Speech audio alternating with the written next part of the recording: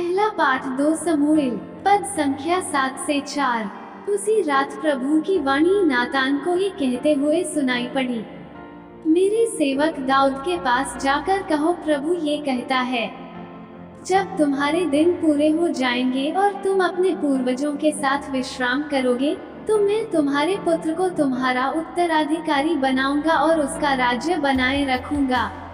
वही मेरे आदर में एक मंदिर बनवाएगा और मैं उसका सिंहासन सदा के लिए सुदृढ़ बना दूंगा। मैं उसका पिता होऊंगा और वो मेरा पुत्र होगा। इस तरह तुम्हारा वंश और तुम्हारा राज्य मेरे सामने बना रहेगा और उसका सिंहासन अनंत काल तक सुदृढ़ रहेगा। सुसमाचार संत मत्ती अध्याय 1 पद संख्या 16, 18 से 21। याकूब से मरियम का पति यूसुफ और मरियम से ईसा उत्पन्न हुए, जो मसीह कहलाते हैं। ईसा मसीह का जन्म इस प्रकार हुआ।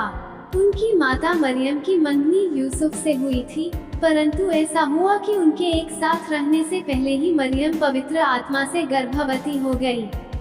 उसका पति यूसुफ चुपके से उसका परित्याग करने की सोच रहा था, क्योंकि वह धर्मी था और मरियम को बदनाम नहीं करना चाहता था।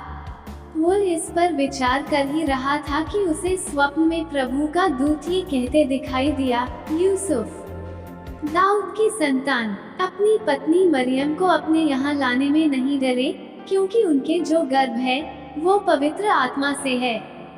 वे पुत्र प्रसव करेगी और आप उसका नाम ईसा रखेंगे, क्योंकि वे अपने लोगों को उनके पापों से मुक्त करेगा। यूसुफ नींद से उठकर प्रभु के दूत की आज्ञानुसार अपनी पत्नी को अपने यहाँ ले आया। मनन चिंतन। ईश्वर अपनी प्रतिज्ञाओं को पूरा करता है।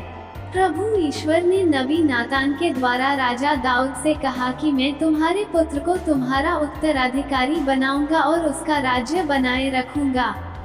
वही मेरे आदर में एक मंदिर बनवाएगा और मैं उसका सिंहासन सदा के लिए सुदृढ़ बना दूंगा।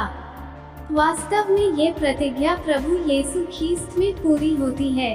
प्रभु यीशु को पवित्र बाइबल में दाऊद का पुत्र कहा गया है।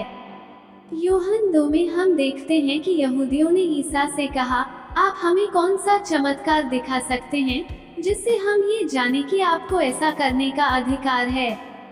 ईसा ने उन्हें उत्तर दिया, इस मंदिर को ढा दो और मैं इसे 3 दिनों के अंदर फिर खड़ा कर दूंगा। वाक्य 21 में स्पष्टीकरण दिया गया है कि ईसा तो अपने शरीर के मंदिर के विषय में कह रहे थे। इसी कारण आज जब हम संत यूसुफ का त्योहार मना रहे हैं, कलीसिया हमारे सामने यीशु के जन्म से संबंधित पाठ को रख देती है। स्वप्न में यूसुफ को दाऊद की संतान कहकर पुकारा गया है। उसी दाऊद की संतान से मसीह का जन्म होता है और उस मसीह को भी दाऊद का पुत्र कहा गया है। यूसुफ भी इब्राहिम एवं दाऊद के समान धर्मी पुरुष था। उसका भरोसा प्रभु पर था, इसलिए कठिन परिस्थितियों में भी वो प्रभु की आज्ञानुसार मां मरियम एवं बालक यीशु को संभालने की जिम्मेदारी को अपने ऊपर ले लेते हैं। ईश्वर की प्रतिज्ञाओं को अपने जीवन में पूर्ण होते देखने के लिए हमें भी संत यूसुफ के समान धार्मिक बनना चाहिए। आमीन।